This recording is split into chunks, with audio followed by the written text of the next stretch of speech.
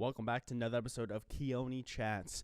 So my guest this week is Juwaan Williams, and Juwaan is one of my classmates from the University of Oregon School of Journalism and Communications. And, he was someone, anytime I saw him in class, he always had the biggest smile on his face, or he was very engaging and also very, he goofs around with his friends and or people he works with in a group. So I knew he was very easy to get along with, so I'm happy that I got to talk with him. This is our first conversation post-college, so it was nice to see what he's been up to and also just to get another layer of Juwaan in terms of, you see that when I met him, you just saw the goofiness and you saw the smiles and the laughter, but I got to talk to him about some recent events that did hit him closer to home, whether it was the 2020 Black Lives Matter movement or the Juneteenth becoming a federal holiday, but we also talked about the passing of two legends of the LA area in Kobe Bryant and Nipsey Hussle and what that meant to him. So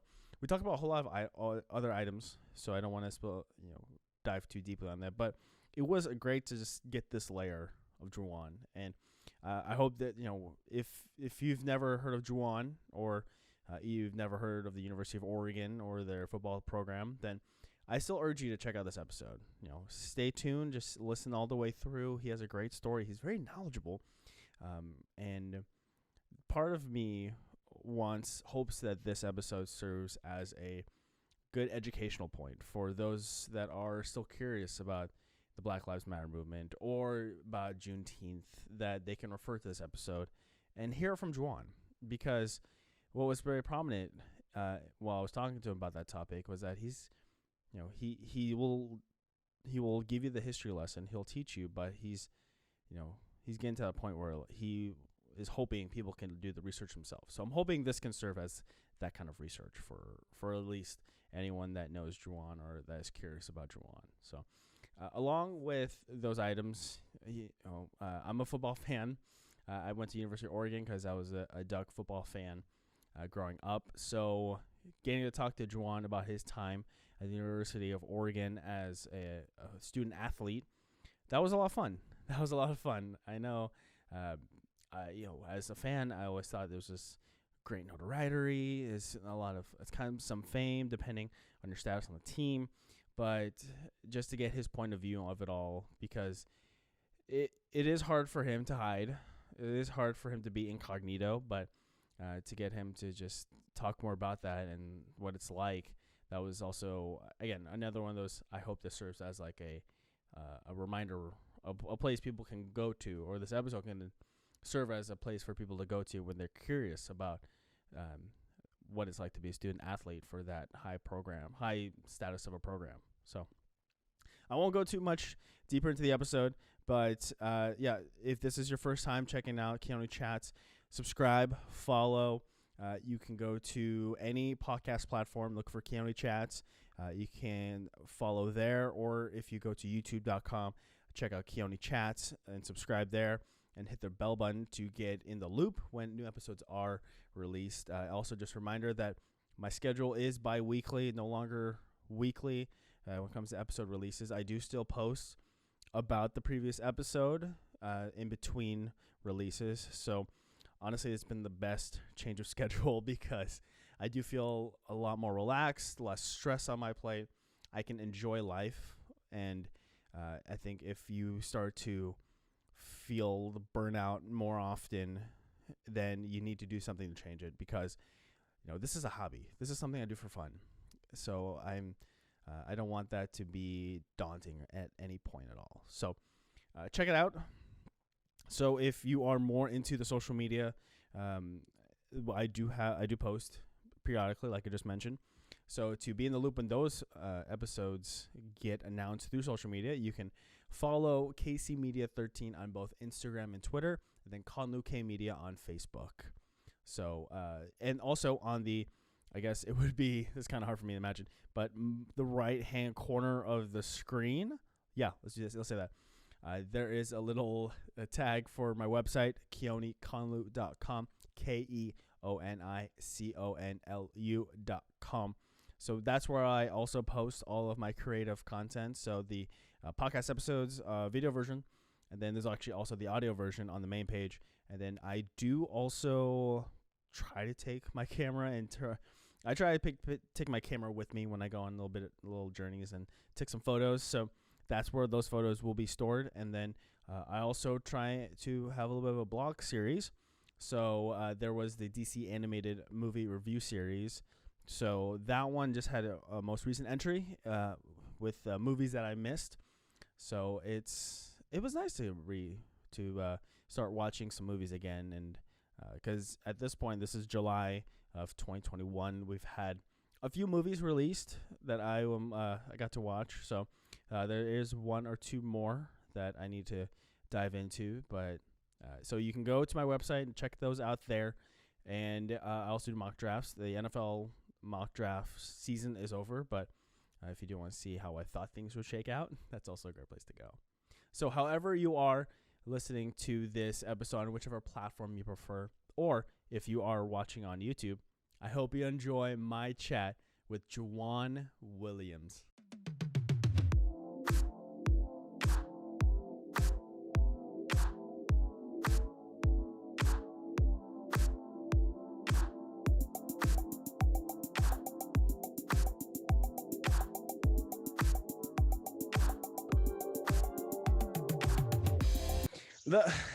I've been doing this for over a year and a half, sure, we'll say. And it's just now starting to say recording in progress. I was like, where were you at the beginning? Come on now. It's the update, the update gets you every time. It's like, oh, let's let them know it's recording now.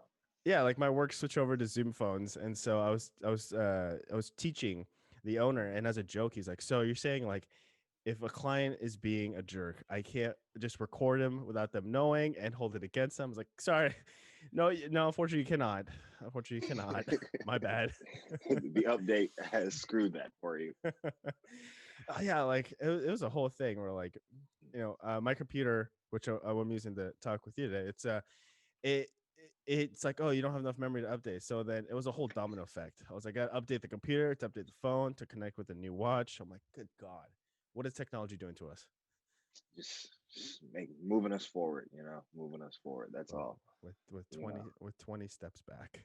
Exactly. You got to update. I feel like a lot of us don't like to update just because it takes too long. You're like, no. In order for you to get what you need, you must update. You must conform to the newest system. But nah, it's crazy. Yeah, because I'll jump on it. I'll jump on the update. I'm like, oh yeah, run it. I'll sleep on it. We're all good. Yeah, and then do you ever read those terms and agreements pages that pop up afterwards? Sometimes I'll skim, oh, let's see what I'm agreeing to this time. I can't go anywhere without agreeing to it, so it's like, all right, yeah, I might as well see what data you're taking away from me. What privacy am I giving you? Yeah, it's just craziness. It's fine, you can track me anywhere I go, I guess. Right. No, absolutely. So I think Apple, for iPhone users, they have the share my locations feature. Mm-hmm. Yeah. My girlfriend's like, hey, we should share locations, because she shares locations with her best friend. And I'm like, honey, no. I have my limits. No. You know where I'm going. I'm going to home, work, home, or home, work, grocery store. And I was like, do you want to know if I'm in the bathroom? Is that what you want to know? Babe, you've been in there for 20 minutes. Is everything okay? It's just my me time. Just my me time, babe. Yeah. It's not you, it's me. I just need my space.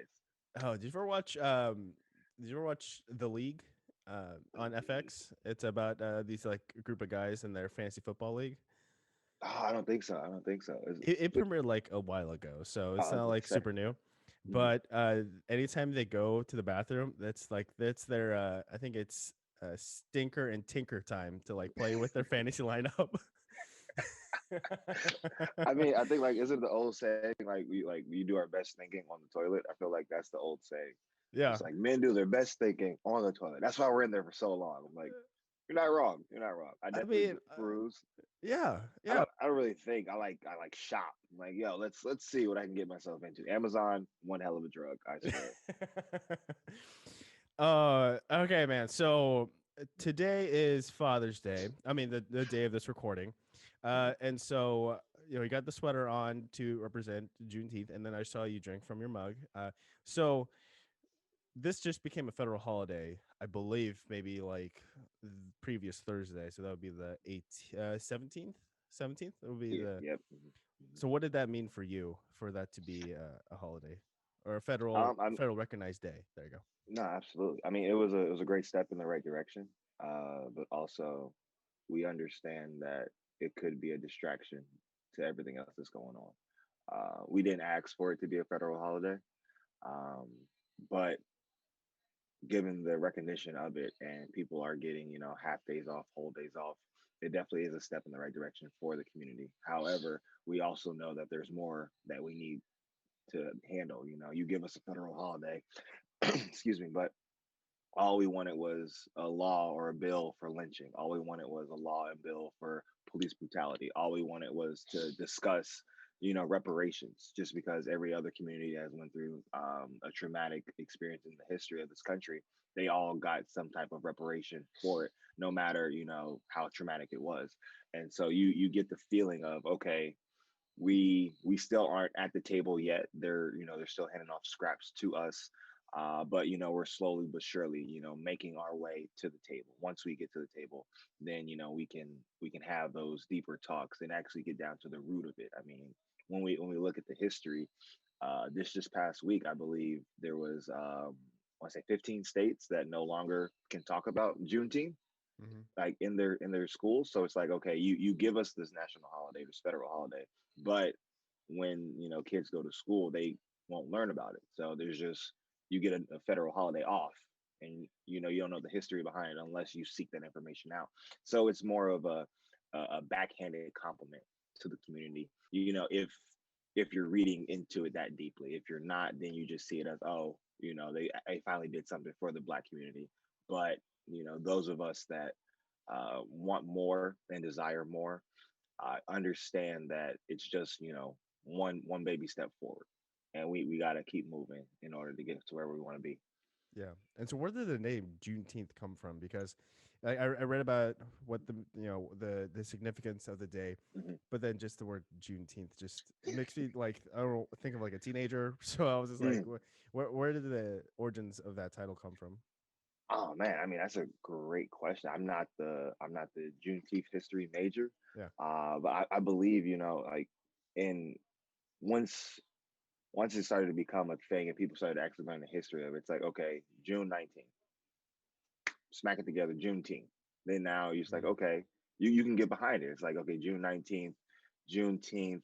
You can now, put it on a t-shirt. You can now, market it in a way that is digestible for everybody. And Hmm. then now it's like, okay, when you hear it, it's like you get the little scowl on your face, like, what is Juneteenth? And then it makes you a little bit curious Hmm. about the history of how it became, at first, just a holiday or a celebration in the Black community or African American community, but now a federal holiday.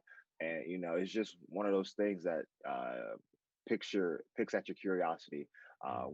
when you're just looking at it, or you see it coming on your timeline, via Twitter, Instagram, or any other social media platform.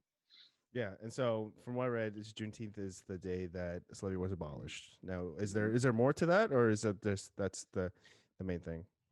Well, no, it's definitely the main thing, but I believe the portion of history, that's the big portion of it, is like, hey, Abraham Lincoln abolished slavery on this date, and then subsequently after that, soldiers were scoured all over the country, were like, hey, you have to tell the slaves, like, you are free. Mm. Now the what they don't tell you is right after that, they're now, the North and the South are they the Civil War is over, and now they're trying to figure out a way to still get that labor.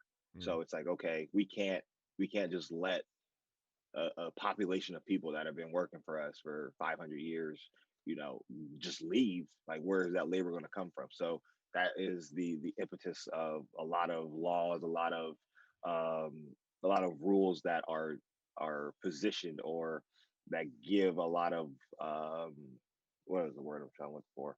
That give a lot of freedom to, just the people that are in power to keep that labor around, whether it's sharecropping, or going into the Jim Crow era.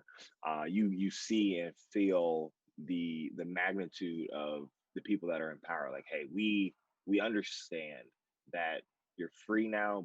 However, we had a good agreement of, hey, you work for me, I give you some money. Mm, Now that you're free, we don't want you to, you know, get your own. We don't want you to have your own farm. We want to have your own community just because like you were doing that for me. Why would I want you to build your own team when mm, you were doing such a great job with my team?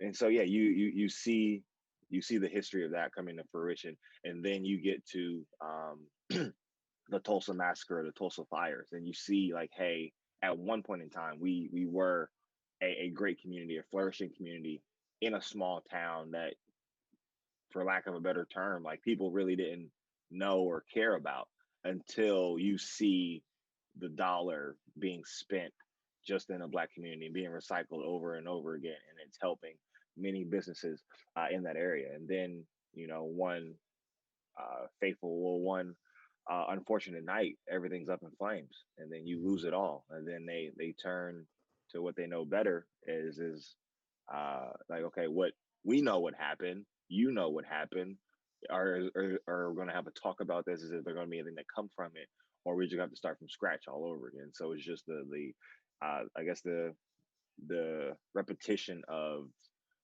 we get to a milestone in our history, and then we get smacked down. And it's just like, all right, we've been here before. I feel like the older you are and the more the the more exhausted you are of these stories, of these news clippings, of these horrific instances. And it's like, I've already lived through like 3 or 4 of these. Like, I am physically and mentally tired, but the mhm, next generation is just hungry for more information, hungry for more wisdom so that they can stop it. And it's a beautiful thing when you get around it and when you see it, just because you get the different generations in a room talking about their experiences.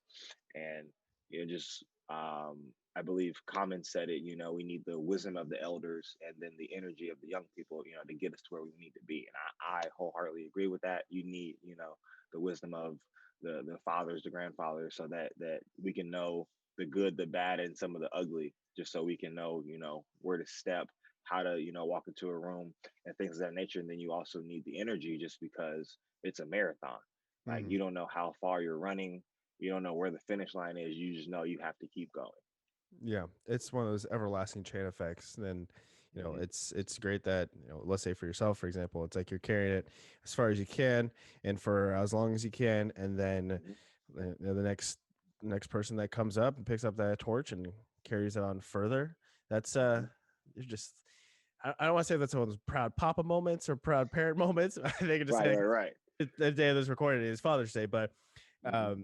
so I want to ask you about 2020, the whole year, because outside of just schooling, you kind of have like three communities in mind. You have your home back in Georgia, and then you have LA, which you are now, and then you also have the Eugene Portland area, because you have experience in all three of those areas. When it came to the Black History movement and all of that, obviously Portland had some federals in here. How'd you feel when you heard about that? Because I believe you were out of Eugene by then.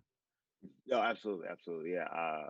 It was disheartening, just because I felt, when you're in the small community of Eugene, or you go up to Portland, it's like, okay, you can feel the inclusion Hmm. at some points in times. Or, there's an intersection that you can just feel like, oh, this is a great place. You can see that it's booming and bustling with different people of all walks of life. But Hmm. then, you go 30 minutes outside of Portland, or 15 to 20 minutes outside of Eugene, and it's a total different feel. It's like, okay, I know where the boundary is on the inclusivity of this city. Like, all right, Hmm. once you hit Springfield, you probably got 6 streets before you get back to what's normal. Hmm.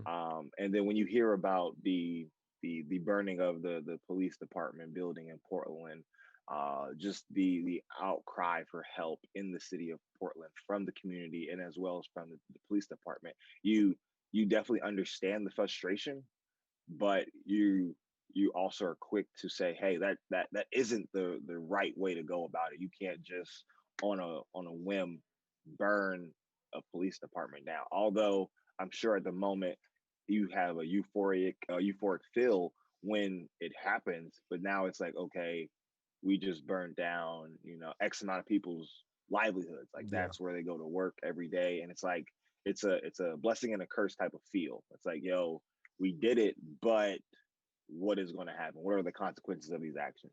And so, I definitely felt disheartened by the actions, but as well, it was just like, yo, you brought this on yourself. Like, Mm-hmm. all we wanted was to have a seat at the table and talk about it. Instead of you giving that to us, we reverted back to our history. Our history has been when we don't when a group of people don't get what they want or get what they desire, they turn. They start to riot. They start to throw things in the water, i.e., the Boston Tea Party. They start to loot and destroy things that you love. Which Mm-hmm. in a capitalist world that we live in, it's all about buying whatever it is that they want to sell. So it's like, all right, cool. We'll break into Target. We'll, bust down windows of shops just because we know that's what you love.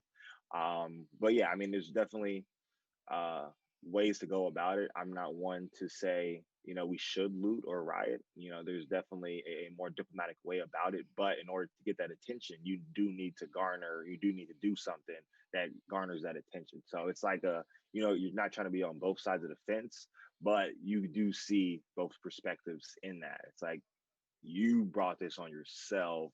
However, I feel like you could have like went up to the doorstep and just knocked. You didn't have to bust down the whole door off the hinges with just this one burning. And then, that happens in Portland.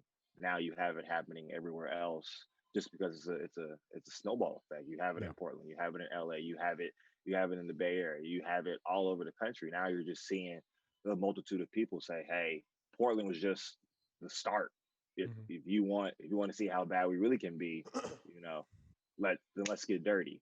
Mm. You know, and so it's definitely it's like a it's it's the voice of the unheard, Mm. and it's more of the you stop listening to us. You you put things in place for yourself, not thinking about us. And now once we actually started to pay attention, because I would say, like, at one point, whatever was happening in the history of this country over the past like 20 or so years, we were, I wouldn't say naive to it, but we were definitely passing by. It was like, oh, Mm. a bill just passed, that really won't affect us until X amount of years. Okay, well, time builds up, and then you start learning about what's actually in these bills, what's actually in these laws, things of that nature, and you get the sense of, okay, the playing field isn't even, or it's becoming more lopsided as the days go by. And then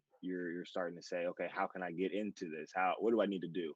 I need to, actually know who's running for office in my community, so that now I can know who's on my side, who wants the same Mm. things that I want. And I believe 2020 definitely did that for a lot of people. It opened a lot of people's eyes, and you get the feel of, okay, a lot of us are actually starting to learn about politics a little bit more, and learn about how to uh, construct our local government and then our federal government, so that what we want to do in our communities happens. Yeah. And when so while you're talking about, like, the vandalism and destruction of businesses, for some reason I saw this, it was like 4th of July, and I was with a friend, and I told him, like, hey, you should light one of those like spinning fireworks and throw it to like the neighbor's driveway, just so see if Mm, we can. And I was like, it was a fun idea first, but then the spinner went underneath a dry bush and then caught on fire. A lot of mm, smoke, a lot of like, a lot of freaked out feelings. So that was like one of them, like, that's how I was just like, yeah, I just remember, like, it was a fun idea and it just felt fun, euphoric, but then like it happened and it caught fire. You're just like, oh my god, that was the mm. worst decision I've ever made. Jesus Christ. I grounded myself from watching TV. Anytime TV was on, I just look above the TV and look at like whatever's like mounted there. I was like, I gotta punish myself. I shouldn't have done this, man. I shouldn't have done this. But Yeah, I do feel like there were, 2020 and everything that went on, it did have a lot of downsides just Mm. because of isolations and whatnot. But there are a lot of like silver linings that came out of it. Like I got to connect with you through Zoom, and now I have a podcast. And I do feel like it's easier to have conversations because that's also something I felt like came out of the Black History Month movement or Black Lives Matter movement, and just everything else is like the ability to like want to have a conversation is becoming stronger. So for you, how is it? Having this type of conversation with like other friends or just with other people that also just don't know, like passing that knowledge on. How is it having those conversations? It's definitely empowering, but also exhausting. You know, Yeah, I imagine. it's a it's a blessing and a curse to be in that position. You know, it's like you're one of few in your friend group that have different experiences. Me being from the East Coast and then being from the South and then moving to Oregon and then now being in California. You know, there's different experiences. You get a different feel for everything that you're in. And they just want to know. They just, first off, they want to know the history. Then second off, they're like, okay, how can I move the conversation forward? Mhm. And a lot of my friends, a lot of my white friends are just like, yo, how? One, I'm sorry. Like, they just apologize off rip. It's just like, one, it's not your place to apologize. Like you didn't know, this was happening, Yeah. at the time of it was happening, but now that you do know, you can do something with it. And then it's just having those talks. Like I've had probably 3 or 4 talks with really close friends or really close family friends, and it's always eye opening to me when I see the light bulb go off in their head. It's like Mhm. because when I believe I was talking to one of my friends' dads, and he brought up the vandalization and the riots. I was like, well, we only did this because we saw it in the history. And he was like, in the American history, we didn't have this. I was like, you did. You just, you forgot. And like the Boston Tea Party was essentially what's happening now. And Mm. once I said that, the light bulb went off in his head. And he's like, you're absolutely right. I can see the correlation. It's like, yeah, we're not doing anything that is new. We're just, instead of it being tea, now it's televisions, whatever you love. We're just throwing that on the ground, or we're throwing that into the ocean. Mhm. And just the knowledge that comes with either experiencing it or reading up about it, you definitely have a different perspective for what's going on. I know for me, i I'm a person that's very observant to my surroundings, always, people watching just to make sure I'm in a safe space. And it's always interesting of people, my friends and I, when we go out, it's like, why are you so quiet? Why are you off in the corner? I'm just like, hey, if something happens, I have to be prepared, just because I could be one of three, one of five, and I got to make sure I'm okay. Mhm. It's different when you're in the same room with the same people that look like you. Everyone has a commonality. They know, okay, if anything happens, we're going to protect each other. When it's the opposite, when you're, one of 20 and you're in a group of 100, it's like, okay, not a lot of people look like me in this room, so if God forsake, something bad happens, you're now turning and looking at people that don't look like you. They don't have the same intentions. So the fight for survival is on. Um, but I mean, those conversations are very powerful. Those conversations definitely move the conversation forward, just because now you're giving the game to someone else that didn't know. Now you're not a player anymore, you're a coach. And you're like, hey, this is what's happening in the world. This is how you can help, you know. Um, and just giving it to them in a way that it's digestible. But also, I I found I just got to give myself grace, just because there are a lot of times where um, I saw things or heard things just like that really didn't sit well with me, and I didn't speak up, just Mhm. because at early times in my life, those conversations are hard to have. People aren't ready. People aren't at a stage in their life where they can actually digest it. So it's more of a, you got to meet people where they're at. Some people might be ready to jump into a conversation about allyship, or some people might just be ready to jump into a conversation about the history. You just got to meet them where they're at, and then once those conversations can be had, then they're able to. Because if you're talking to someone who isn't ready or doesn't want to be ready, that conversation is going to get heated very quickly, and it could turn volatile at any second. And I feel the corporate world that we're in, has definitely took a page out of that book as well. Having those talks, being able to have speakers come in. But my only, I guess, the only bad side about it is that they're people of color. You Mm, know, like I understand you want to hear from us. However, we didn't make this issue. We didn't make this problem. We were the consequence of the issue or the problem, but we weren't the makers of it. Like we literally were living our lives trying to make it, trying to make it in your world. And then things started to come down the pike to stop us and put hurdles in front of us. It's like, okay, you want us to teach you about something that you did. mm, Like, how are we supposed to, educate you on something that you made, that you constructed to stop us? And mm, that's where I draw the line. Like, okay, I'm perfectly fine with, speaking my piece or giving you my experience. However, when it comes to the education of it, there's a point in time where it just gets exhausting yeah. talking Oh, or yeah. hearing myself speak about something that that I didn't create or my people didn't create, but we were subject to it. Hey, if you're enjoying my chat with Juwaan Williams so far, check out my other episode, Conlu's Con Conversations, Tres C, where my brother Jack Conlu and I, we talk for about 30 to 40 minutes about various topics. And four episodes are out. And so far, we've talked about the NFL and some of the rules have been changed. And, we kind of dabble also in some card collectibles just because that's a big interest of his. And we like to just have random episodes where we just talk about things we're interested in. So if you want to get involved with the conversation, direct message on social media, myself at Casey Media 13 or him at JAC underscore BITW about ideas for us to talk about. So all audio podcast platforms, no video, so that's a little bit easier for me. But check it out, Conlu's Con Conversation. Subscribe and follow, and from please enjoy the rest of my chat with Juwaan Williams. Yeah, because in the time I've known you slash this conversation so far, it's like, yeah, I know you're very chatty and you're like, you love to smile. You're like very uplifting. It's gotta be weird for those people that know you closely, or just know you from like a few short experiences that see you at that level and then have you turn it on to where you need to talk about a serious topic.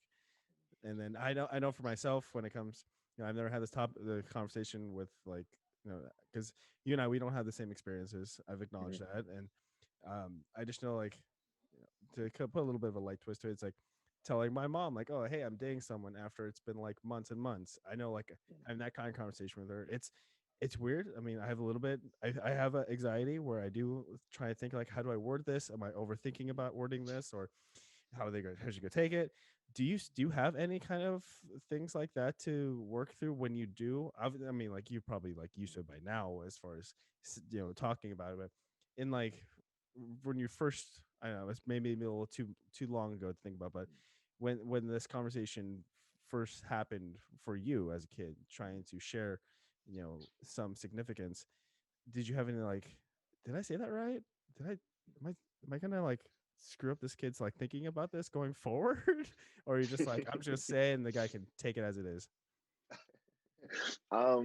No. When I first, I guess, started to have these conversations, it definitely was, please, pick and choose your words wisely, just Uh, because, what you say can, may, and could hurt you, in the long run, So mm-hmm, it was more so of a, give it, see where they're at, like, okay, gotcha. if you're coming to me and you're like, hey, I'm angry about what's happening, like, okay, what is it that's angering you, so that we can get to the root of what you're seeking, just because if I'm giving you an overarch story and you just want the middle of it, like that's wasting our time. Like, we can Mm-hmm, get to the meaty parts of it.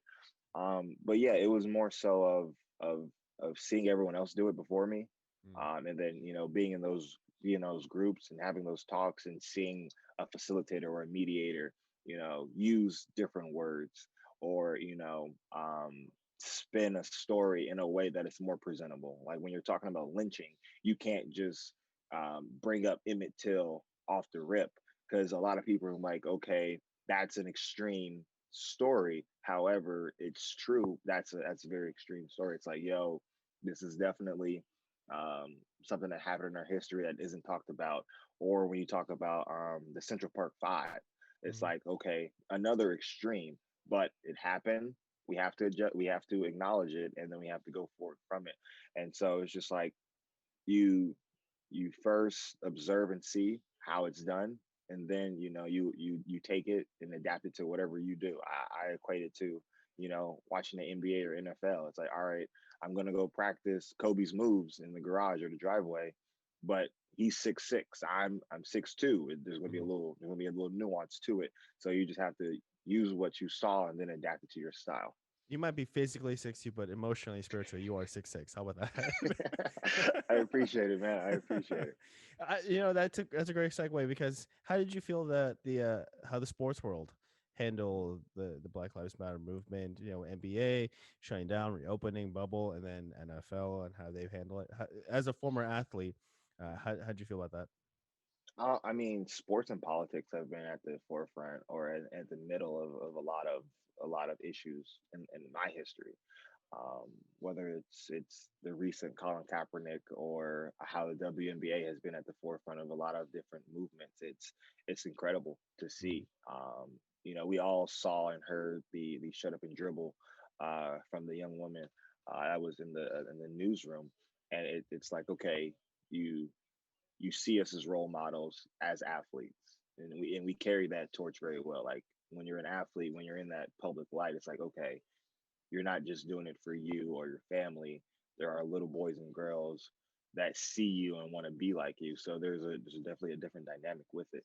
And when you're asked to speak on things like that, it takes a different light and it takes a different energy for you, just because you don't want you don't want to say the wrong thing for your community, and then you don't want to get into a Twitter battle or a wordsmithing battle with someone that doesn't understand your perspective. And I can definitely understand the questions coming at athletes these days, um, but it's more of the same. We're in a position because we do something very well. Mhm. Now we understand that when we leave the court or the playing field that we're in, all that changes, just because we're now in the limelight, but we're also human. You see the Kyries, the Naomis of the world that take breaks for their mental health these days, and you wonder, like, okay, could this have happened in the '90s? Could this happen with MJ? A lot Yeah. when we all saw the series on him. It's like this man only cried a couple of times, and Yeah. you don't get that the emotional picture every day from all the athletes. But nowadays they're now talking about their mental health and their emotional health, and it's great to see and feel.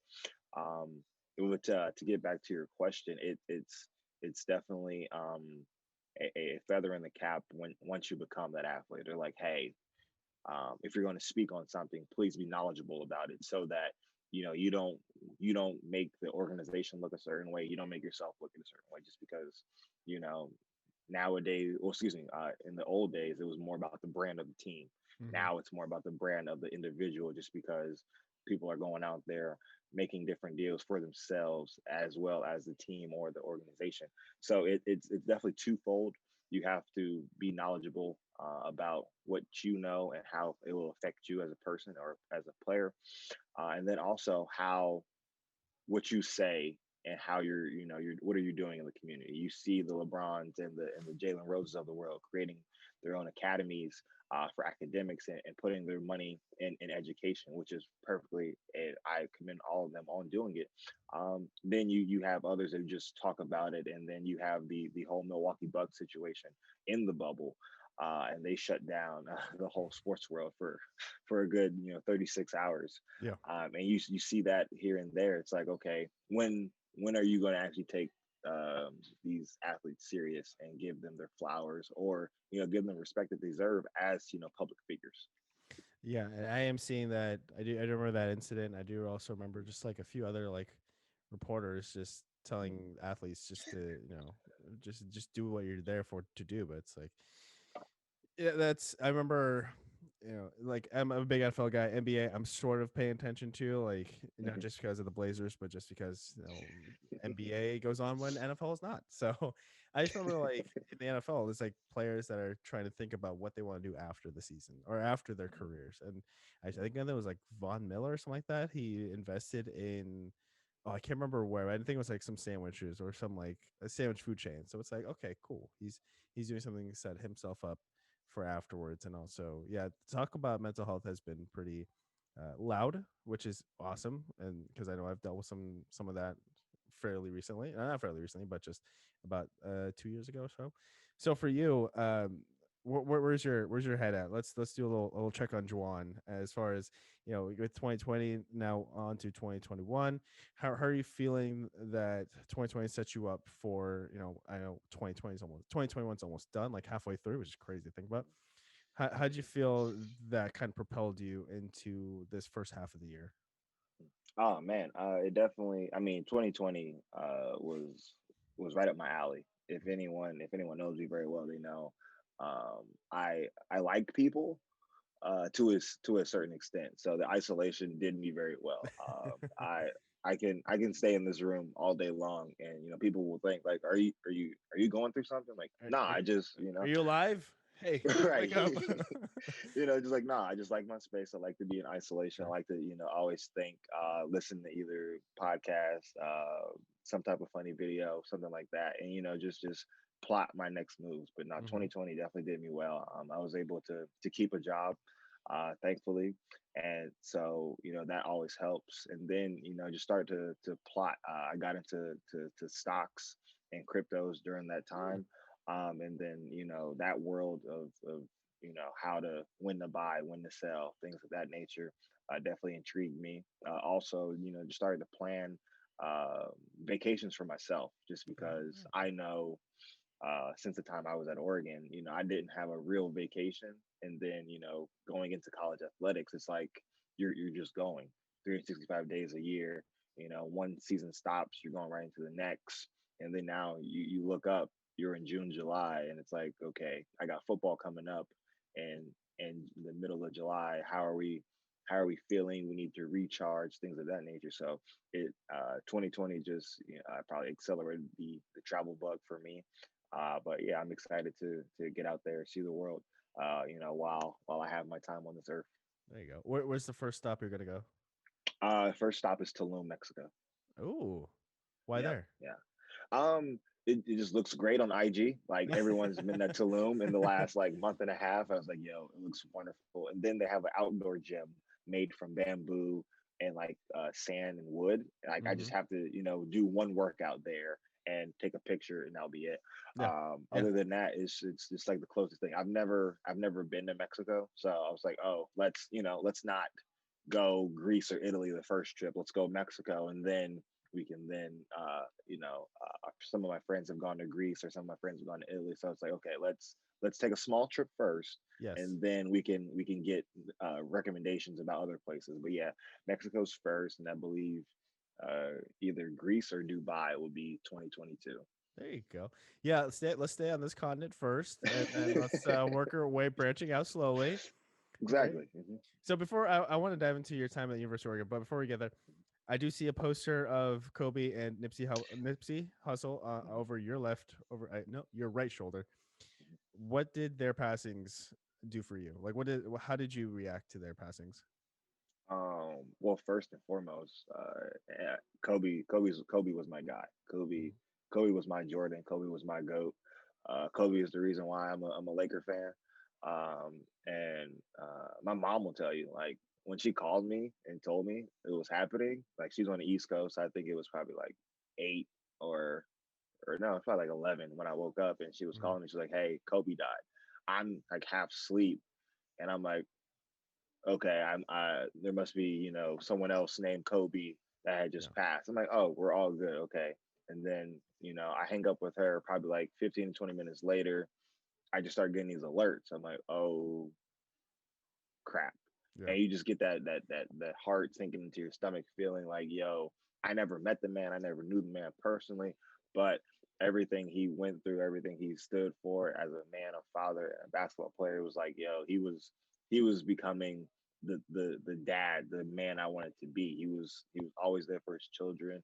During his retirement, he was doing things, writing books. So just like, yo, this side of Kobe was incredible.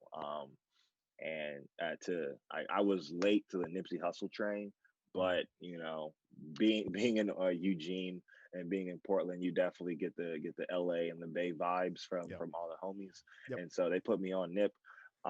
Loved his music, loved what he stood for. Um, I believe my stepfather, he also is a great fan of Nipsey. I think, yeah, I got him this poster as well.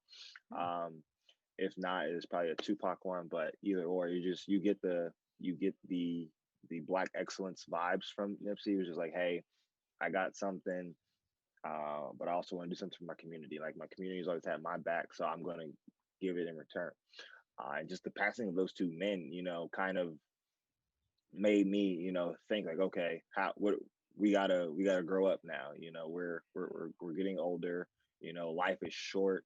Um, both of them hadn't even turned 40. I don't believe. I think Kobe was almost 40, and Nip was like 32. So it was just like About our they're age. About our age. right. They're Yeah. like they're like, if not 10 years, in that Yeah. time length. Like, they were just in the good years of their life, and they were high caliber, high class, high profile men, that just happened to go too soon. But in their time, their life spoke for them. You see Nip in Crenshaw and Slauson. Like, I visited Crenshaw when I went to see the homie in LA, and it's just like you see the memorials, you see the store. It's like, okay, he was on to something. He was trying to build something that the that no one could do, or no one was trying to do, in Mm. an area that has very stereotypically been gang violence. Nothing will come of it, but he was putting money back into his community, giving people jobs. And then you see Kobe being the spokesperson or the voice for the athletes, and then turning the time and giving them game, teaching Candace Parker, teaching Sabrina Ionescu, teaching Devin Booker, teaching Jason Tatum, and then doing so many things on the ESPN platform. You see him, now giving his game back to the world, and it was beautiful to see. I mean, I probably tuned into every one of his little docs that he had on each player. I was trying to, be like him. So I'm like, okay, Jason Tatum got the sidestep. I can do that when I go to 24 in the gym with my guys at 6 a.m. I can do that. But it was just crazy to see. And their legacy will always live on with me. I'll always have that. I might need to get a bigger one, actually, just because it's just It's Anita. it's great, but it's also like he's sharing, not again, not to like discredit Hmm. Nipsey, but it's like you want Kobe to just have just the Kobe, just Kobe, just Kobe. But Absolutely. yeah, well, I remember. So when I got the news, I was thinking, because I've seen like those notifications like Betty White has died at least 5 times, and yeah, Right, Betty right. White is still here. So I was like, this got to be one of those situations. This can't be real. And then I, Hmm. dug a little deeper. I'm like, oh, this Hmm. is real. This is real. And one of my lasting images of Kobe, because I wasn't into basketball when he was playing, but just seeing him in Sabrina Ionescu, like, who was also an Oregon alum, just Hmm. on the court and just kind of like, yeah, doing the practicing. That's just like, holy crap. Hmm. He is just, that's just insane. That, and just still blows my mind to this day. Like, that has actually occurred where Sabrina got to meet him. And I think it's just the fact that you and I are both alumni of the school. It's like that tie is just like, whew, all right, okay, okay. Right. 6 degrees of separation is real. So It's like, yo. yeah, so you come to Eugene after had being in high school at Tucker, Georgia. Just that travel alone, has got to be a whirlwind. How was that? Definitely a culture shock. I come from uh, Tucker, Georgia, which is probably 20 minutes east of Atlanta. And in Atlanta, we like to say it's the Black Hollywood. And so you get you get the Hollywood vibes, but instead of it being, Brad Pitt, Angelina Jolie, it's Tyler Perry, it's Oprah, it's a lot of the black stars that are around the city. And you then throw me to Eugene, Oregon. It's more of the exact opposite. I'm in here with the football team, basketball, track, soccer, volleyball, all of us, and you see us as the mecca of the 2.5% African American population that's at the school. And so you're like, okay, um, the athletes are where it's at with, I guess, the culture of of of Eugene. And for me, it was definitely a culture shock just because everyone was so nice. Mm. Everyone would like say hello, and then you would have to say hello back. Then they would ask, how are you doing, things of that nature, and just like, ma'am, I'm in Safeway trying to get some grapes. Why are we having this conversation? But they were just so nice and wonderful. And everyone was just trying to help people out. Like the community of Eugene was so welcoming. Hmm. um, and you didn't really, I didn't at least get the vibe that it was a bad city or a bad town. But I was almost always wearing some type of Oregon hoodie or Oregon sweats or Oregon shoes, so they had the depiction of, oh, he's playing some type of sport, so they look fondly to the athletes there. But no, Eugene was definitely, it definitely made me grow up, being a mama's boy and then being 3,000 miles away from your mother. It definitely makes you grow up very quick. Yeah. So that stereotype that you just mentioned, how oh, you're a 6'2" black man wearing Oregon stuff. He must be an athlete. How do you feel about that? Because I think I've talked to maybe just a couple off camera, obviously not on the show, but they're just like, I'm not a fan of it. But how do you feel about knowing, because it's just acknowledge that that is a thing that a college town will automatically assume. So it is just, how do you react to that? I mean, for me, I tried my hardest not to wear any of my Oregon stuff to class or around campus, just because I didn't want to be singled out, or I didn't want to. I was actually afraid and scared of my athlete identity, just Hmm. because when you're in a classroom, whether it's 20 people or 150 people, and you're wearing that, you can walk up a staircase to a seat and you can feel the looks on you, like, oh, okay, that's so and so. And Oregon always did a great job of personalizing our gear, so I have a Very hard bright, to just right, like you're gonna find me in a haystack. Like I have yeah. a bright green backpack on with my number and then my initials on it. It's like, oh, okay, 17 JW. Real quick Google search, I'm Eh. there.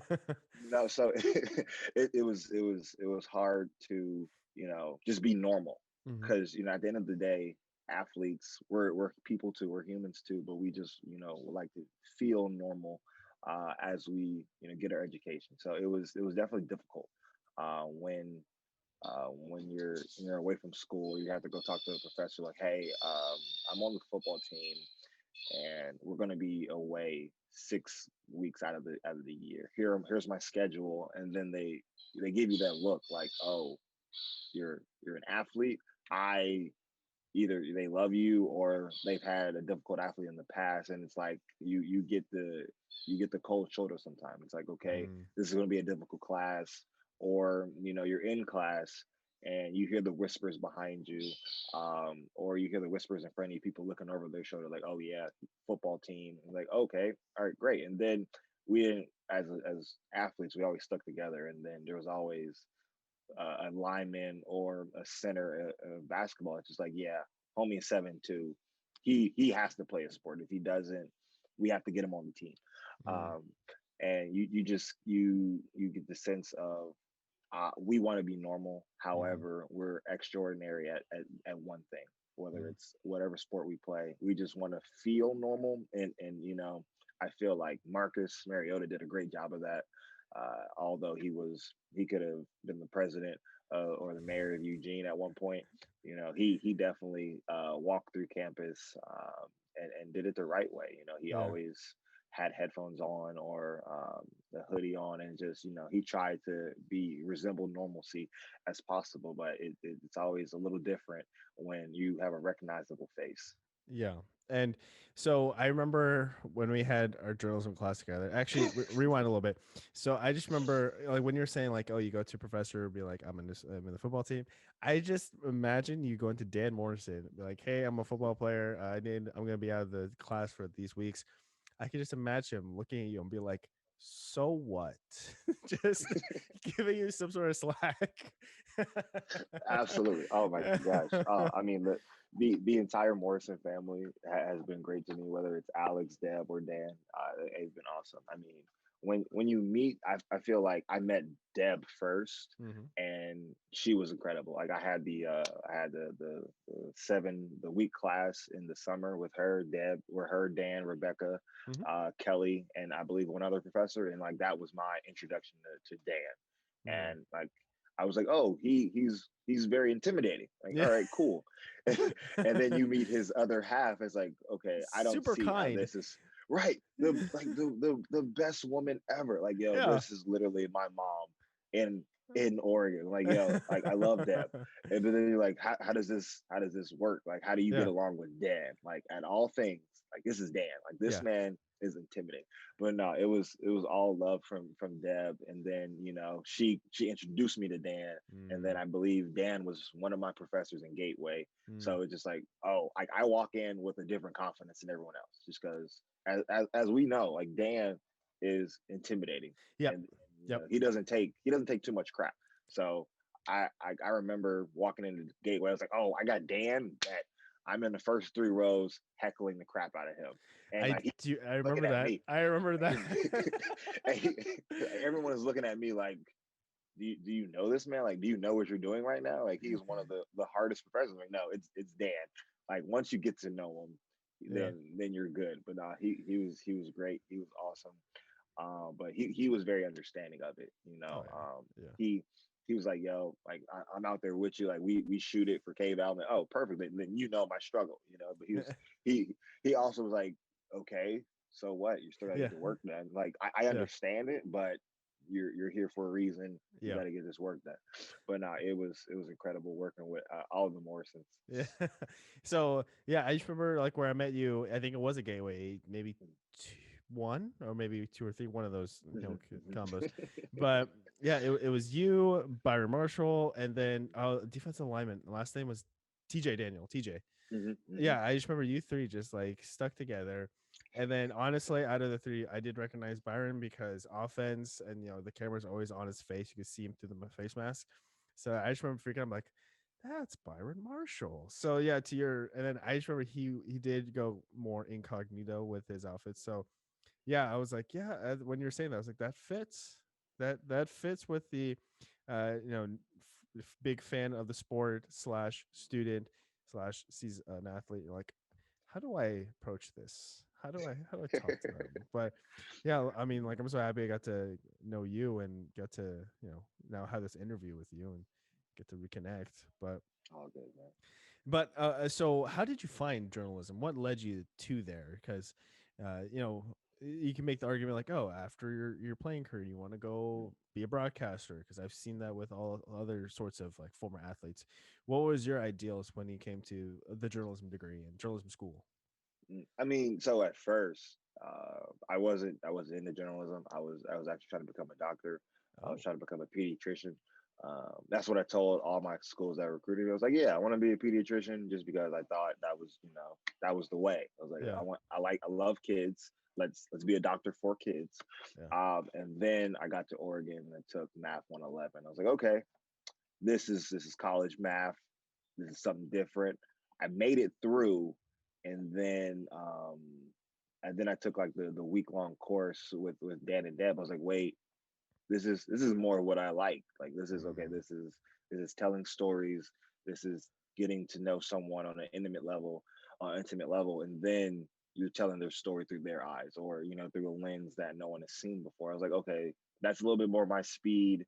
And then I had the crazy idea, like, oh yeah, I can be on camera. I can do this. I can be the Stephen A. Smith. I yeah. can be the Shannon Sharper of the world. I think I was on camera for probably like 5 or 6 minutes.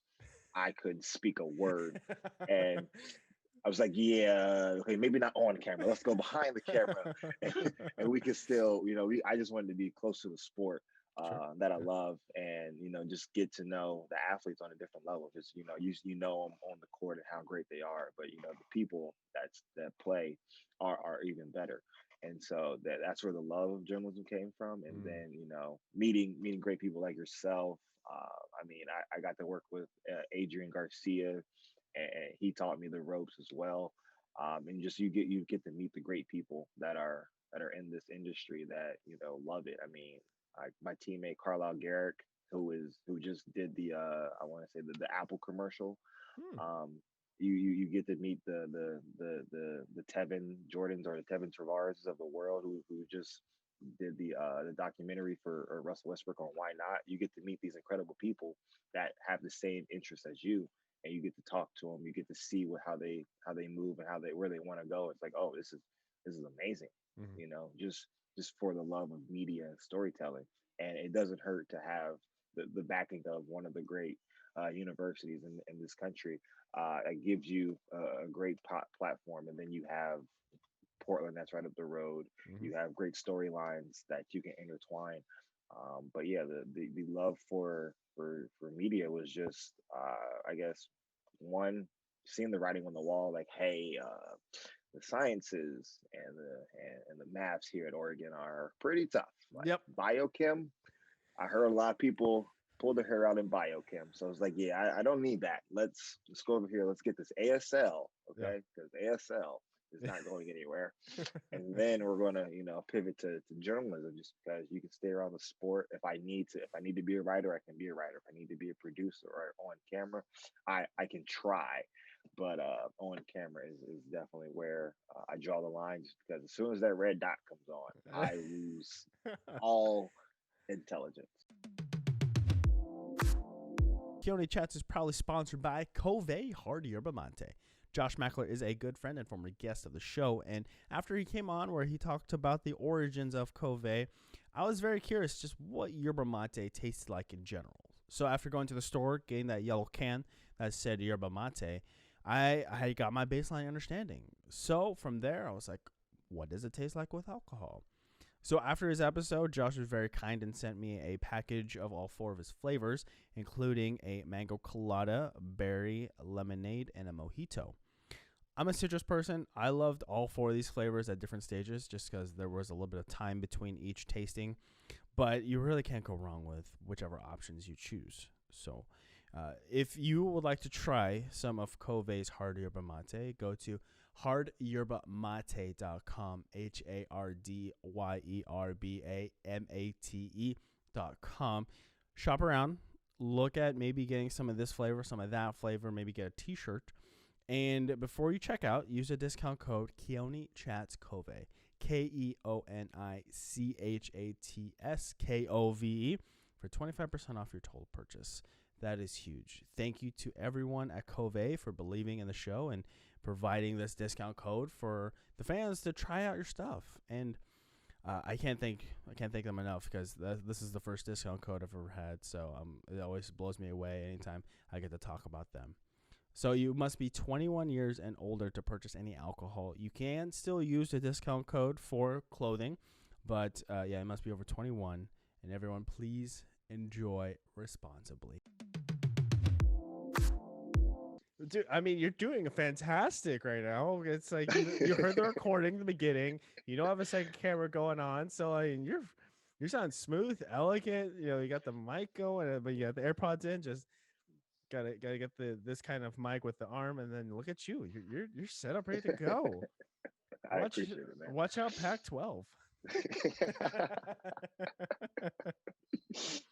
So Okay. yeah, because you were, or you're again, so post graduation, Ed Madison approached you. We talked about this before recording, but can you never had him as you mentioned you never had him as a teacher. So when it came to actually doing that recording, did you have an idea of how it was gonna go? Doing the a little short video for the journalism of school communication, and know what's going on YouTube. This is going to go on YouTube, so you're going to also be on there twice. But were you nervous heading into that kind of interview or that kind of setup? I mean, we obviously moved to Zoom for work, so I was comfortable with Zoom, but it was just Okay. the nature of Ed Madison reaching out to me. I was like, okay, I know of Ed Madison. I know that he's a great creator, a great journalist. Like I've seen his work. It was just like, okay, I never had him as a professor. Like he and I never shared like a teacher student relationship. I believe he could have been an assistant professor for one of my classes or one of the Gateway programs. And I'm like, okay, I know of his work. I know he does great work. I just didn't see the correlation with me. Yeah. Um, and so it was kind of like a okay, did I do something wrong? That's my first go to. Like I didn't do it. I just gotta figure out what I didn't do.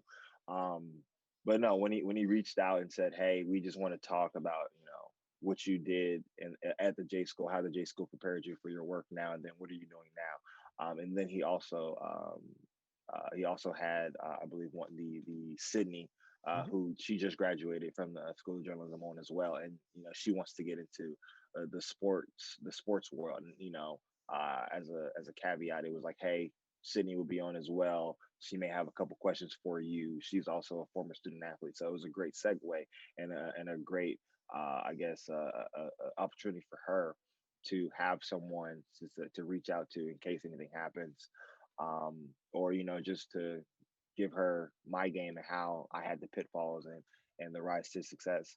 But yeah, no, it was a great interview. I mean, he definitely came with a lot of great questions, Mhm. and it was a lot of just great topics to talk to him about. I've sat with Dan and Deb and talked to them, but it was just like Ed Madison. It's like, okay, this is next level. It's Ed Yeah. Madison Yeah. that Yeah. that he's done so much. he's he's kind of up here right now. Right. I You're was like, like, ooh. because when I saw it in my LinkedIn inbox, it was like I thought it was a joke. I was like, oh, it probably took me a couple of days to respond. It was just You like should be this like, this isn't right. you should be like, Ed, you got hacked, man. Change your password. Change your password. Right, right. But it was great to talk to him about it and then get to know Sydney a little bit. And as she comes to the space, she's been a rock star from what I've seen in the space already. So I can't wait to see how she shines. Yeah, I've noticed since leaving UO that I really enjoy passing knowledge. I really enjoy like helping someone get from point A to point B. Like just work, for example. A new guy comes in, I'm like, okay, well, here your desk is set up here. Here's where all this is. If you have questions, let me know. And so as he progressively goes to me towards questions, I'm just like, I feel important. Superhero pose for a minute, but Right, yeah. right. So yeah, it's just not just having the idea of like a coach passing down his knowledge of the game to you, and then taking the you passing knowledge of Black Lives Matter onto someone else, but just passing your just natural life lessons. Now, did that kind of innate ability come from being raised from a single mother, or was it just something that you just kind of built upon since your time at University of Oregon and high school and whatnot? I'd probably say both. Being raised by a single mother was probably one of the hardest things, but also one of the most beneficial things. Just because I tell everybody, like my mom's my best friend, one of them. She and I grew up together. We talk about it to this day. Like I'm the oldest of three now, so I can say this. Like I told her, I was like, every time I go home, I'm like, yo, mom, you got soft. Okay. I don't know what happened between me and my little brother, but you got soft. And she was like, what do you mean? I was like, yo, look, all the stuff that I did, they're doing now, and you wouldn't have it with me. So I'm gonna need you to bring that back. And so like she always laughs. She's like, it is just the nature of it. Like I've grown, we both matured. Yeah. But no, I mean, having her as a mother was incredible. She definitely laid the groundwork and the foundation. She put me around great men that I called pops and dad to this day, just because at the time it was her and then my family. The old saying is it takes a village to raise a child. I was one of the village children, and we just made it. We got it how we lived. We did what we had to do. I remember she was my first coach in football. it was hilarious, man. It was like Wow. she so like you get the flyer when you're like 6 or 7 about football tryouts. So I'm like, Hmm. yo, this something else, because I tried baseball, I tried t-ball, but someone threw a ball at my head while I was running a base. I quit. I was like, no, we're not doing this. Let's try something else. And so, I bring home the flyer. She says football. My uncles have played football at the collegiate level. So it's like, okay, we do have some leeway here. We do have some people, but okay, my uncles are in New Jersey. We're in Georgia. And so she's like, all right, we're doing it. We just got to do it. And so I go to practice. Literally all my pads are wrong. My Oh. coach pulls me to the side. He's like, what's going on? It's like, oh, my mom, she didn't know what she was doing. Kicked your brother out. And so, we gotta rearrange the pads. Luckily at the time I think they were like snap on, so we're Hmm. all good. But no, yeah, she was my first coach. She would hike me the ball. We would play catch, things of that nature. I mean, she did it all. She played both parents from a very long time. But no, she did what had to do to raise me. And then we just grew up together. I think there's like a 20-year age difference between she and I. And so with that in mind, it's like, okay, you didn't have the college experience.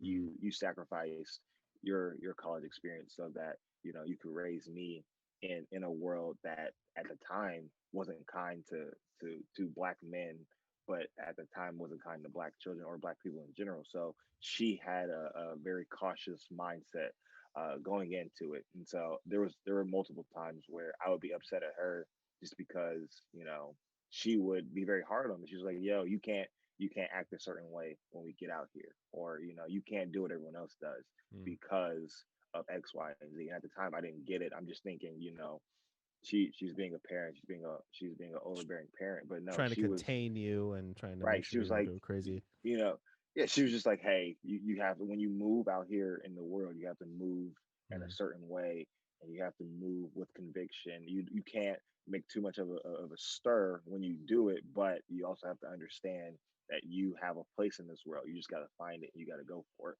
Hmm. But no, she like we grew up together, so all the battles and the fights we laugh about now. I like to tell. I think every time I tell a story and someone's like, "How did you get so polite? How did you get so proper? Like your mannerisms are impeccable." I was like, "Oh yeah, my mother beat that into me. Like I pulled no punches with it." And like every time I tell that story, she's like, "You got to stop telling people this." I was like, "Mom, it's 2020. What you did back in the day is illegal now. I just want to let you know that." Yeah. So You got away it scot was free, okay? right. You're good. You're good. Like everybody was getting to it. Like my generation was getting beaten all the same way. We can all talk about that, but it's just like, yeah, Hmm. any of that nowadays off the table. Like you can't do any of it. And so it was incredible to see. And then just her herself, her dedication, her drive. Like she drives me to be great every day. I mean, she has, oh, I think it's 3 bachelors and 2 masters. So education is her thing. She Wow. she her whole thing was, yo, you got 2 jobs. Go to school, get good grades, and then be an athlete. Don't worry about anything else. Yeah. Just be great. And I was Yeah. like, all right, cool. So when she gave me that blueprint, I was like, all right, that's all I got to worry about. And then everything else took care of itself. I was able to not have her pay for college. When we started that journey together, she sat me down. She's like, "Yo, I just need to know one thing. What are you trying to major in? I'll Hmm. I'll handle that. I'll handle the schooling. I'll handle if they have a good program for you, things of that nature." And then she was right there with me alongside every road trip I went on for recruiting. She was there. All the coaches had to go through her, and she would vet them out. But yeah, when we got to Oregon, she just saw my face light up. Like it was more so the place, and then also the people there at the university at the time. It was great. They were coming off of a national championship run a few years before. They Hmm. never had a football national championship. They had a basketball one, but just um, trying to get the first one and be a part of that. That's what first drew me. And then it was the coaching staff, and then the just them giving me opportunity to play. I always told her, I was like, yo, I don't need the schools giving me all the bells and whistles. I just need an opportunity. Like if I gotta go out there and battle for it, I just need, a fair shot at it to show you what I can do, and then we can go from there. But yeah, man, she she put the whole team on her back, and she's my rock. She'll probably call me today and just to chat, but no, we Hmm. talk almost every week, and she hates that I'm on this coast. But that's just how moms are. When you're the first, it cuts a little deep when he leaves the nest. But no, she's awesome. She's amazing, man. Yeah, because how was she in, with all these coaches and all these other schools approached you? You had some high notice, some of these like high end schools that are also on the same coast as Georgia, Clemson, Notre Dame, and also Georgia itself. So other than the bright face, sunshine of the Oregon that really caught you, did your mom not try to sway you to stay closer to home? Because Georgia, I mean, you guys are right there. That school's right there for you. So how was it? How was how was that conversation like? Trying to get her on board with you going over to Oregon. I mean, so if she had it her way, I would have went down the street to Georgia Tech, Yeah. and basically she would have been living with me there, or I would have saw her almost every other day. Mm, But yeah, I mean, it was a lot of hard talks. It was a lot of her giving me the keys. She's like, "Hey, this is your life. You know, I don't I don't want you to feel bad about any decision that you make. mm, You know, I will be fine. You, like me and your siblings will be fine. Like we'll be fine. We just want you to go be great and do what you love." And so once she instilled that in me, all I had to do was pick a school that had my major, that had the support that I needed, and also had the success that I wanted, that I saw in school. So um, although Georgia Tech was right down the street, they were going in a great direction. The you have Coach Johnson running the wing T there at the time. It's like it's right up my alley. But I knew they were off the table once they said quarterbacks were live at practice. I was like, yeah, let's mm. let's not do that. I'm okay. But no, I mean, it was a lot of hard decisions. Yeah. When you're getting calls from Notre Dame, Florida State, Clemson, and they're all wanting you. It's like, okay, that's awesome. That's great. They're up and coming. You see the pageantry there at Notre Dame. You see the up and coming Clemson that it was back in 2012, 2013.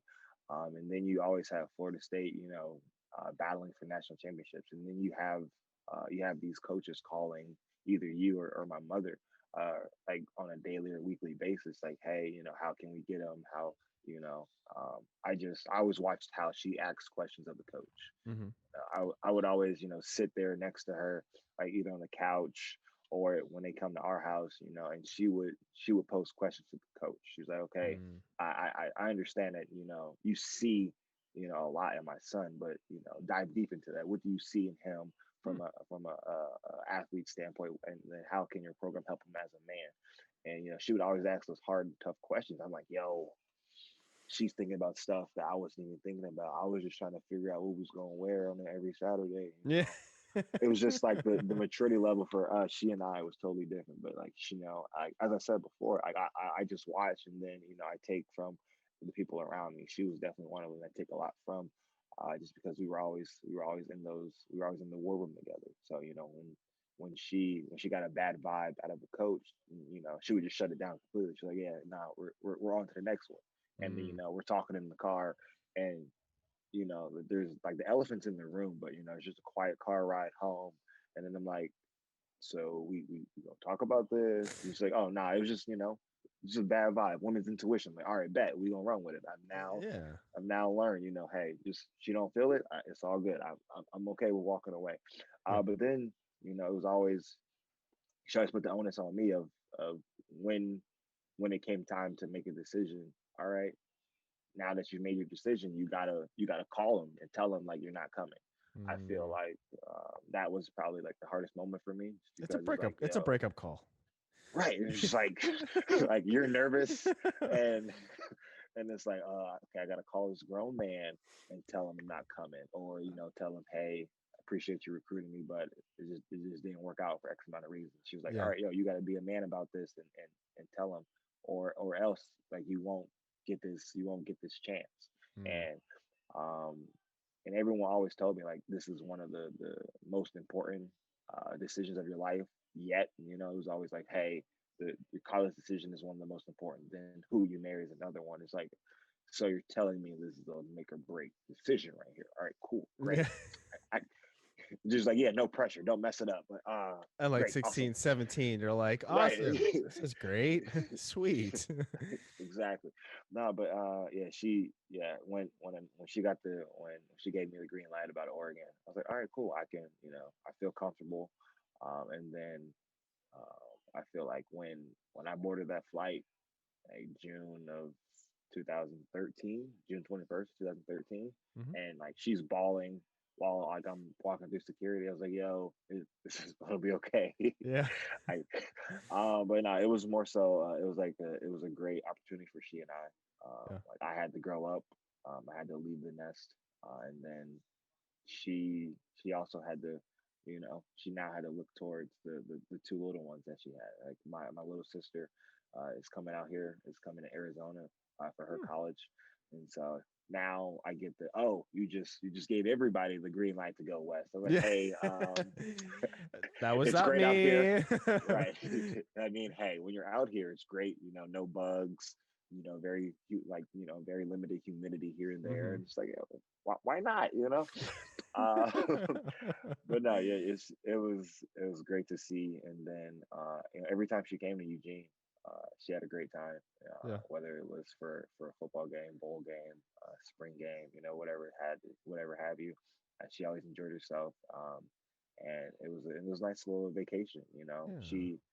She got to experience a lot with me. I mean, we got to travel the world. We go to Tallahassee, you go to South Bend, you go to Eugene, you go to Mississippi for Ole Miss. Hmm. I was about to go to Alabama at one point and just visit there, and it's just like you get to see, the pageantry of college football and college athletics at its highest point, and you're doing it with your child. And she always says she lives vicariously through me for my college career. So she was always trying to be in the know of what I was doing at Oregon. She's like, so what's going on? I was like, it's football season, mom. I'm working 40 hours a week. We're in the gym at like 6, then we're on the field at 8, and then I got class at noon. So I just go, Yeah. and then you look up, it's 5. You're at meetings, and you're like, oh, okay. So like, how are you feeling? Things of that nature. Like, I don't feel. I just sleep, eat, and I work out. You just go. But no, it was incredible, and I just appreciate her each and every day. Like every time I learn something as an adult, and I just think back to what would the young Juan done? What would I done if I didn't have this information? And there's many times where I'll go home for Christmas or for her birthday, and we'll just sit and talk, and we'll go back through stories. I mean, I feel like I tell her every time. I was like, yeah, I was a terrible child, like terrible, terrible, terrible. Like she always has this one story about like me acting up or throwing a fit in the grocery store, and like I'm throwing a fit, literal tantrum in the middle of the grocery store. And most parents will snatch a child up. Yeah. Yeah. My mother does the opposite. She throws a fit with me, and then I shut up, look at her, and it's like, oh, okay. And then from there, it was good. And so it was just little stories like that just keep you grounded and keep you knowing from where you came from, and how far we've came. And then she and I just growing together, and she's now getting the travel bug as well. Hmm. And so it's like, all right, cool. Where do you want to go? And she gives me location. Like, all right, bet. Give me a couple months, give me a year or so. I got you. Just trying to pay it forward for her. And I always tell my siblings like, yo, if anything happens, let me know first, and then I can tell you how to maneuver with mom. Or Yeah. if I'm home, I'm always their lawyer because I think, yeah, my sister's 8 years younger than me, so like I'm the senior in high school. She's 10, and then my little brother at the time, I believe he was like 4 or 5. So it's like, okay, you have a big chunk of years in between. So it's like, all right, I'm passing down the information to my sister. My sister is passing down to my little brother. And now, I'd say in like a month or so, my little brother's going to be the only one in the house. And Mm-hmm. I told him, I was like, a lot of eyes are going to be on you now, big dog, just Mm-hmm. because you're the only child in the house. So what Be you ready do for will that. be Be ready for it. right. Like you're under a microscope now. Like you no longer have me or your sister with you. You can slide off, do something, and we'll clean it up after you. It's like no, all eyes are on you when something goes wrong. You're the first culprit. You're the first culprit, and no matter what it is. But yeah, it's just passing out information and then making sure like they're set. Yeah.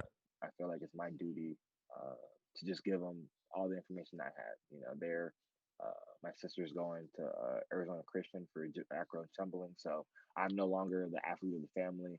I've given passed that torch to them. It was I'm bound to the happen, biggest man. cheerleader. It was bound to Absolutely, happen. absolutely. But like when you're the older sibling and like your little brother challenges you to anything. Like he's big on basketball and football now. So I'm like, all right, cool. Like I played those two sports. Mm-hmm. You can get beat at any time. I don't care how tall you are, how big you are. I will beat you at any time. And until he starts dunking on me, then I gotta go 90s NBA on him and clothesline him through the lane. But other than that, Why not? yeah, you just gotta let him know, like, hey, this is how we did it when I grew up. Okay, no dunking on me. You remember who's head of the house when I was here, okay? Just make sure Exactly. you are say on the back down that peg. Exactly. Absolutely. So, Absolutely. Yeah. our lovely mutual friend Katie did a project on you. I think it's just like a short 2-minute thing where you talk about a car accident that had given you a laceration in your left eye. Did that affect at all your ability to play while heading to Oregon, or was that after you already sent the letter? Where does this fall within that timeline? So yeah. So this was my senior year of high school. Yeah. And I had already signed my letter of intent in February. So I'm there. I'm like 50% there.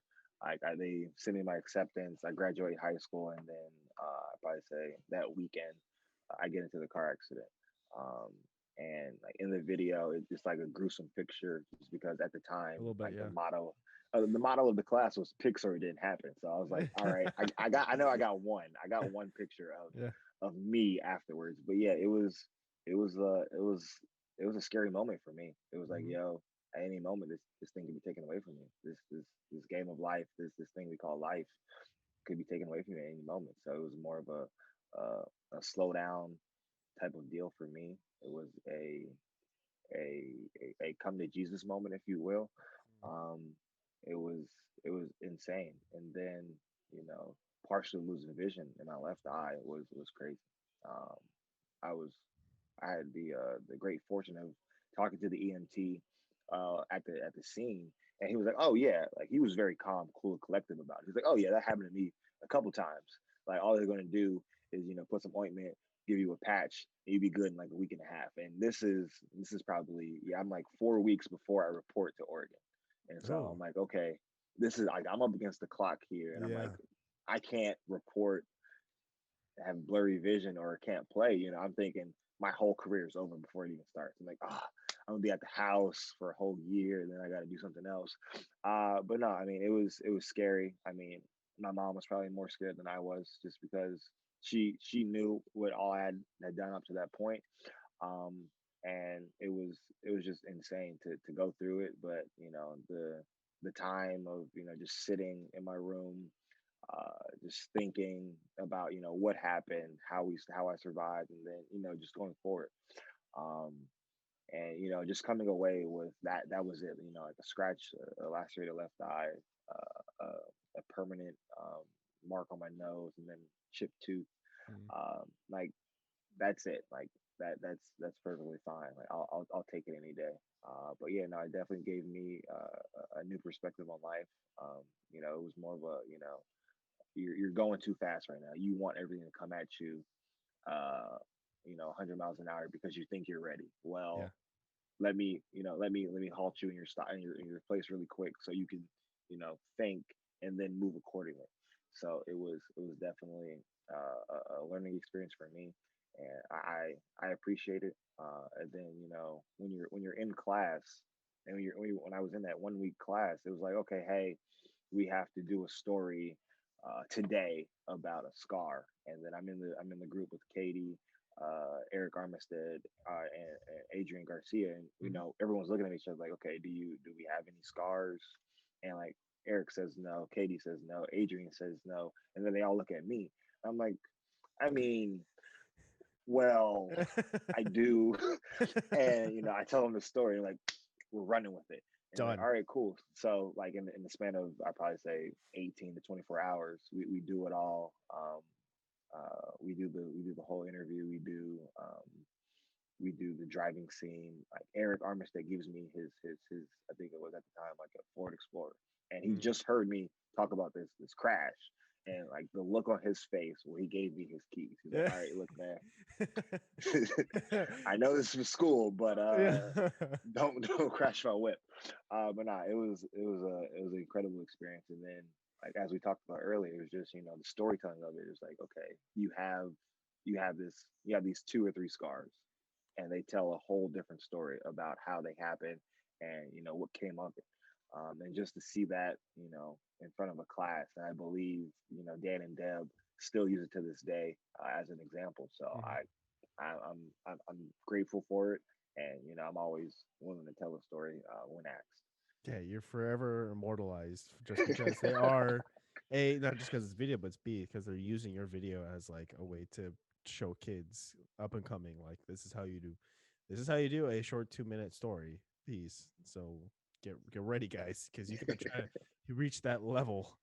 So Right, right, right. kind of last thing I want to ask you is that all this attention you got as an athlete, whether it is, going to showing that, in Pee Wee that you are better than some of these other kids, and then going to high school and then to all these other schools, vying for your services. And then also, I know signing day is kind of a big deal, probably more in the South than up here in Portland, but how do you make sure that all this attention you're getting doesn't get to your head, doesn't change you as a person? Make sure you still stay the same Juwan Williams that I've met in the University of Oregon that smiles, laughs, and always has fun. How do you make sure this all this attention doesn't change you to something else?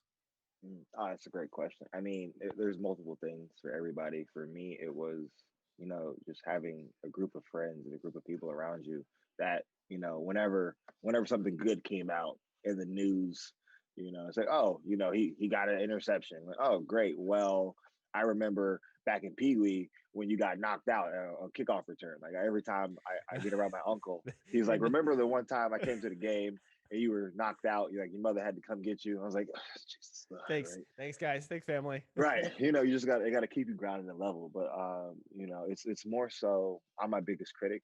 Like I'll never remember or I'll never have too many like great details on what I did well. But every time I mess up, I'm like, okay, that's a mental note. I did X, Y, and Z wrong, and I can just always recall like, okay, if I'm in this situation again, I'll do this instead of that. And as I said, I'm my biggest critic, so I'll go back. I won't even watch any of my good tape. I'll just always watch my mistakes or things that I did wrong or I could do better. But you always get the person. But you're here. You're at the University of Oregon. You're playing D1 athletics. Like how can you not get caught up in your hype? And just like it's not for me. Like I know what I can do, but there's always something I have to be better at. So there's that whether it's in life or in sports. Like okay, I'm chasing someone else. I'm chasing the great administrator in college athletics now. Whether it's Rob Mullins at Oregon or someone else that's just trying to be great. I'm trying to be the best that I can be at my position. So it's like, okay, there's just always something I can do better or a topic that I need help on or, speaking in front of a camera, things of that nature that you always have to work on and work at every day. So you really can't get too caught up in your own hype just because, you'll become, you know, narcissist. Then you're just talking about yourself, for ends on and just like Yeah, that's not how I operate. I mean, like yeah. as you know, like I smile and laugh, but I'm like the shy kid that just sits off in the side and just observes everything. And then I'm always attentive to what's going on around me. Mhm. It's like, okay, I always learn from other people's mistakes. So if I'm speaking or talking to someone, and I rather listen to them than me talk, just because they're gonna have a different perspective or a different experience than I would, and I can learn from it. And if you and I have an experience together, and your perception of it will be different from mine, and it's like, okay, you went through this with me. How did you feel? What were your emotions? What were you going? What was your mental like in that particular instance? And you and I can go back and forth on it, and then or ours could be completely different. And so Mhm. I'm learning from you, from how you're thinking and how you're moving, and that ultimately could help me, down the line. Like, oh, Keoni, he turned left. Let me, make a slight right and see how that goes for me. And so it's always something that we're working at. And we always got to have that core group of people around us that keeps us grounded. I know I can call my uncle, I can call my cousin, and they'll have some jab at me, Yeah. whether it's from pee-wee, high school, college. It's like, yeah, you did great, but remember play 157 where you was on punt, and homie put you to the sideline. I was like, why we got to bring this up? We we I'm verging on 30. That was back when I was like 10, 11. Come on, man. right, right, but it's always great to have those people around you, and to laugh at yourself, to laugh at your mistakes, and you always can't take yourself serious. Yeah. Life's too short to take yourself that serious, and you gotta laugh. You gotta be able to laugh at yourself. Yeah. So, I mean, I honestly I could talk to you like all day. So, I like to end my interviews by asking a couple hypothetical questions from this packet of 170. So, Oh I my. I did mark a couple. So, let me see if I can find it. Juwan, what do you wish grew on trees? Ooh, what do I wish grew on trees? Oh man. Either money or miniature Tesla cars that I can just pluck off and get in. So since money actually does grow on trees, it's paper. Why not? Let's change that one answer. What would you wish grew on trees? Not money related. Um, mm, I ooh, um, that's a great question. NBA final tickets Oh, there with you the go. Laker and Celtics. I'll take those all day, every day. I know since when the Blazers got knocked out, I was like, well, I'm just gonna live my life somewhere else now. So that's sometimes it is hard being a Blazer fan. I will never knock that, but hopefully with the changes happening in the front office, like something will at least get to like second round. That'd be nice. Maybe. Okay, just send Dame to LA. It's all good. We'll take them. I no man, that's not gonna happen. Okay, Jesus, quit quit pushing that one. So, yeah, I would say uh, you know, in this hypothetical world, if something can grow on trees, I would really like the idea of opportunities to grow on trees. It's Mm, like I'm doing this podcast because maybe this will be showing up on somewhere else, and then who knows, they'll want to sponsor the show and whatnot. So I was like, that's a great opportunity. Or very true. if it's like, oh, I got this opportunity to trade in my car for something better. Shoot, man, why would I not do that? So Right, right. yeah, I think that would honestly like, and also for folks like yourself that just need the opportunity to show that they are the better than what they think they are. It's like I think that's worth it in itself. You're a fun guy, so I think this kind of runs up your alley. What amusement park do you wish existed? Maybe something you've seen in movies, something you've seen on TV. What music park do you wish existed? Oh, the Jimmy Neutron movie, Oh, here we go.